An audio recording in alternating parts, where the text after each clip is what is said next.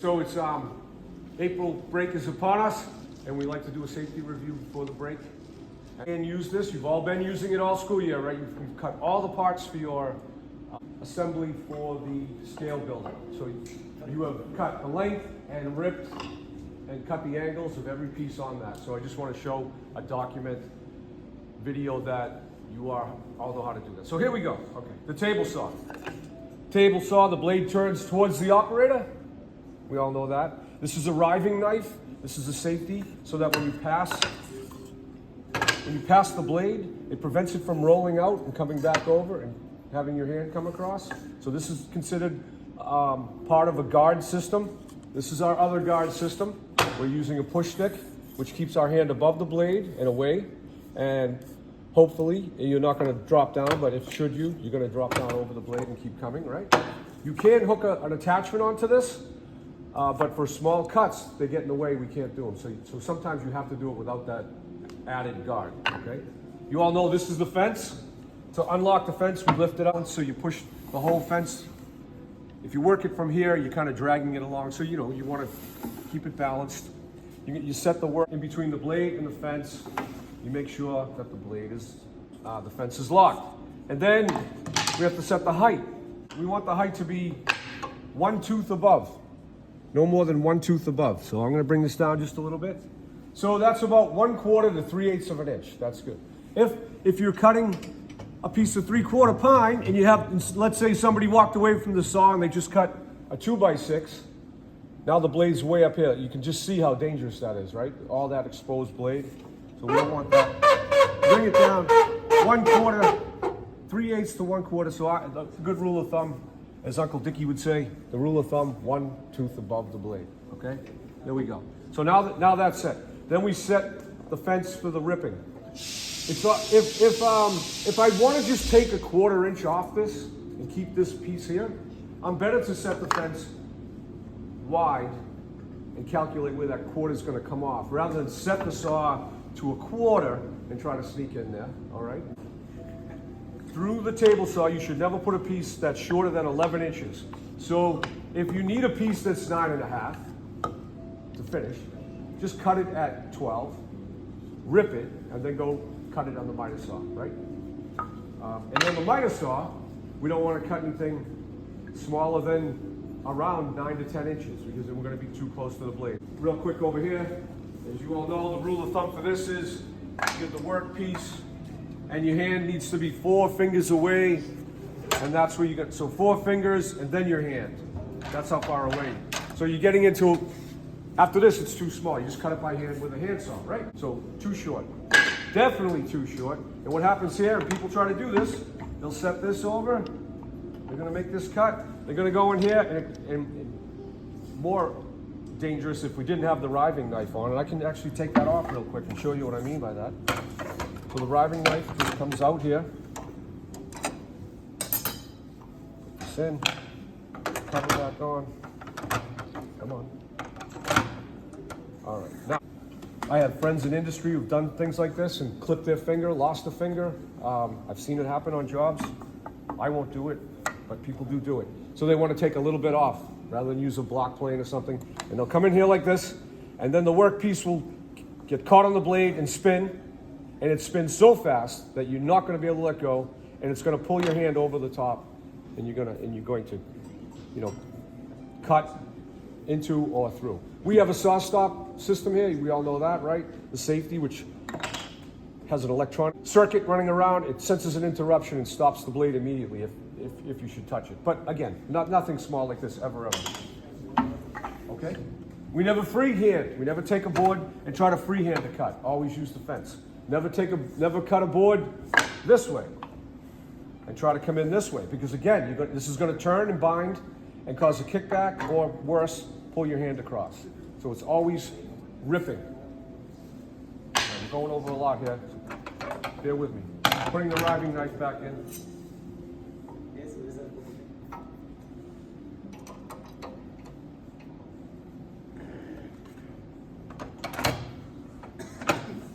Set the height.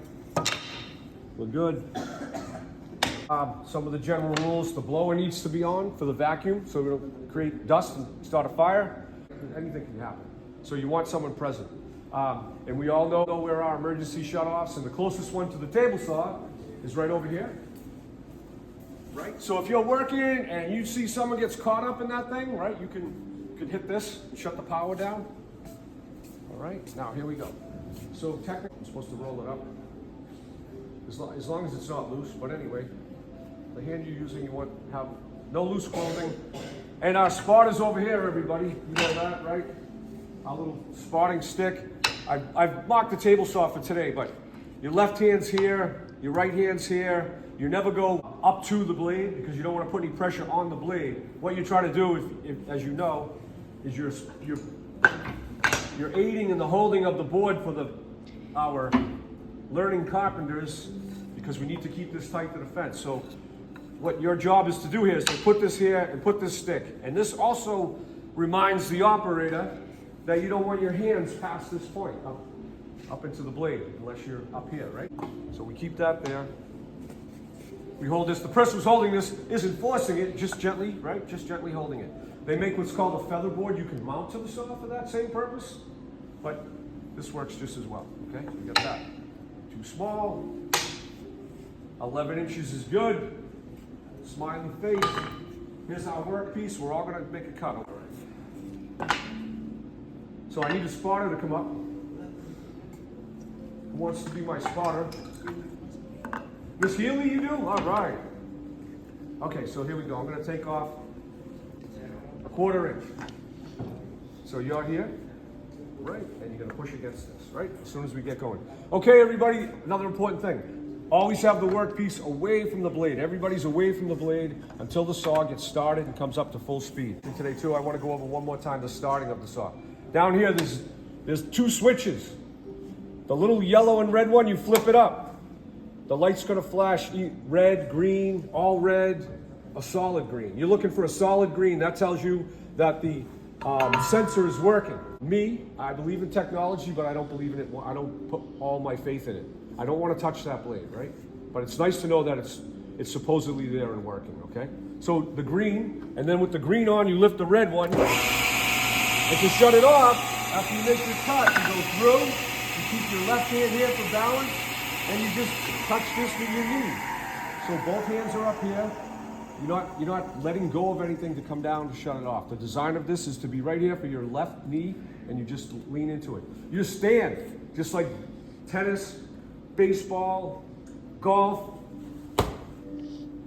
Left foot forward, right foot back, right?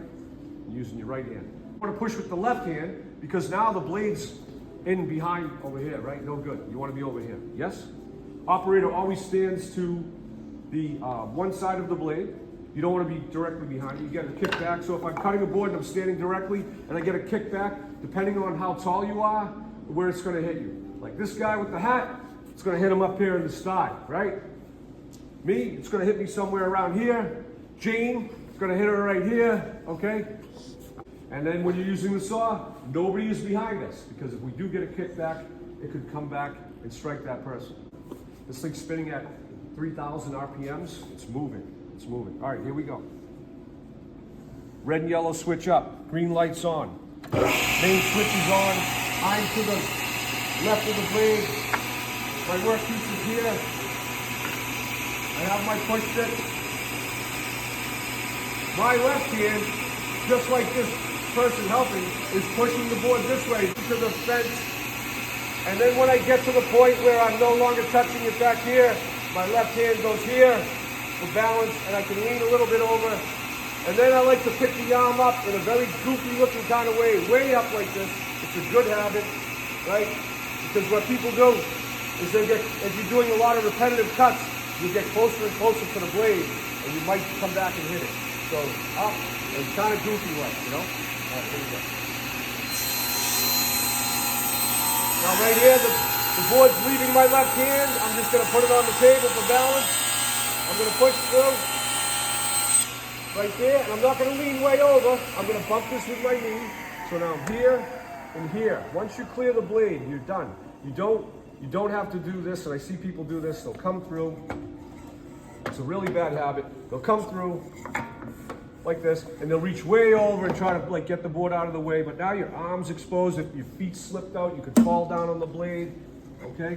And the other one I can't stand when I see people do is they'll go push real hard and fast, and then they go like this. No good, right? You saw the speed I did it. These teeth can only take a little bit of material, one tooth at a time. So if you're forcing it, you're gonna cause it to bind or burn or kick back, all right?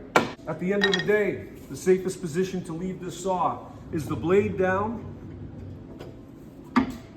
the fence over it, locked. Over to the side here is the main switch. We flip the switch so that the indicator shows up and down, and that's blocking the electricity from getting here. No one can turn this on unless they know that's there. And then, as the instructor, before I leave, I shut the main switch off, so all of the tools are deactivated. So nobody can come in here who doesn't know what they're doing and start firing things up. Same with the miter saw, real quick. The best position to store the miter saw when you're done is down, locked, and unplugged.